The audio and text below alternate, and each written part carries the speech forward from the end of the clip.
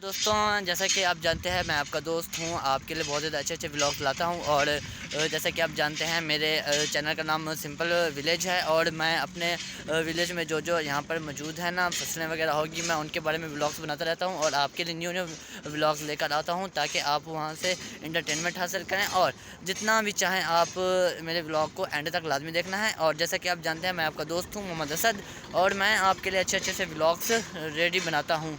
तो दोस्तों, मैं गंदम की तरफ जा रहा हूँ। जैसा कि आप जानते हैं वो है मेरे दोस्त और मेरा एक कज़न और मेरा भाई है और हम सब आए हुए हैं यहाँ पर सैर मतलब कि सैर करने आए हुए हैं और मैं आज आपको अपने इस व्लॉग में गंदम के बारे में बताऊँगा।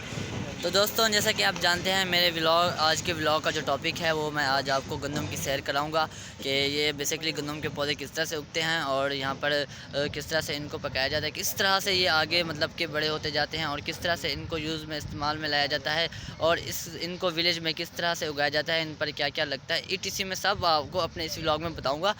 लाज़मी है कि आपने मेरे व्लॉग को एंड तक देखना है, व्लॉग को बिल्कुल भी स्किप नहीं करना, आगे तो बिल्कुल भी नहीं करना। तो दोस्तों चलिए हम चलते हैं अपने व्लॉग की तरफ। तो दोस्तों, आप देख रहे होंगे ये मेरे पीछे एक हरी हरी सी मतलब कि आपको घास की टाइप की कुछ नज़र आ रहा होगा। तो दोस्तों, ये जो हरी हरी आपको घास की टाइप की तरफ जो कुछ नज़र आ रहा है ना, तो दोस्तों ये है गंदम की फसल। हाँ दोस्तों, गंदम की फसल। गंदम हम सब अपने में घरों में इस्तेमाल करते हैं और इसके साथ साथ हम देखते हैं कि गंदम से हम क्या क्या कुछ कर सकते हैं। तो दोस्तों चलिए मैं चलता हूँ, आपको नज़दीक ले जाता हूँ कि ये गंदम के पौधे किस तरह से बड़े होते हैं, किस तरह से यहाँ पर जो फल लगते हैं और जो इनके जो मतलब कि गंदम का जो सिट्टा होता है वो किस तरह से होता है, मैं इन डिटेल आपको बताऊँगा। तो दोस्तों चलिए चलते हैं हम अपने गंदम की तरफ। चलिए दोस्तों, मैं नीचे जा रहा हूँ उनके पास से करीब से, तो फिर मैं आपको दिखाऊँगा। तो ये देखें दोस्तों, यहाँ से ये किस तरह से नज़र आता है और ये खूबसूरत सा नज़ारा पेश कर रहे हैं, ये देख सकते हैं आप। और ये देखें, ये हरा हरा जो एक टाइप का नज़ारा हमको दिख रहा है, ये इनकी खूबसूरती को और भी ज़्यादा बढ़ा देता है।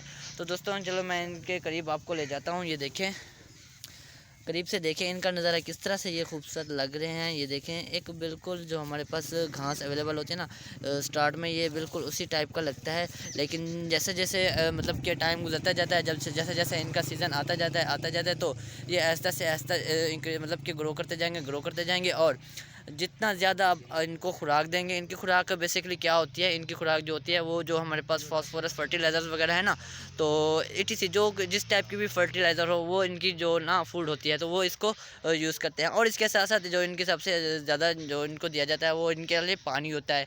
पानी तो एक ज़रूरत है, सब इस्तेमाल करते हैं, आप इस्तेमाल करते हैं, मैं भी इस्तेमाल करता हूँ, तो लेकिन इनको पानी ज़्यादा दिया जाता है। तो मैंने अपने पिछले व्लॉग में आपको बताया कि किस तरह से इनको पानी देते हैं। तो बेसिकली एक ट्यूबवेल होती है और आजकल तो बहुत ज़्यादा टेक्नोलॉजी आ गई है, तो लेकिन फिर भी कुछ भी ट्यूबवेल्स अभी भी मौजूद है, तो ट्यूबवेल्स के ज़रिए से इनको पानी दिया जाता है। तो दोस्तों चलिए मैं आज मैं आपको दिखाता हूँ कि बेसिकली जो गंदम शुरुआत से जो गंदम के दाने बनते हैं वो किस तरह से बनते हैं और उनको किस तरह से मतलब कि आगे ले जाया जाता है। तो दोस्तों आप देख सकते हैं, मैं आपको करीब ले जाता हूँ उसके। ये देखें, ये है इसका मतलब कि यहाँ पर जो गंदम के हम दाने देखते हैं और जो दाने हम इस्तेमाल भी करते हैं वो बेसिकली इनमें ही मतलब कि बनते हैं। ये उसका मतलब कि हम ऐसे कह सकते हैं कि ये उसका फ्रूट है जो पूरे पौधे का होता है।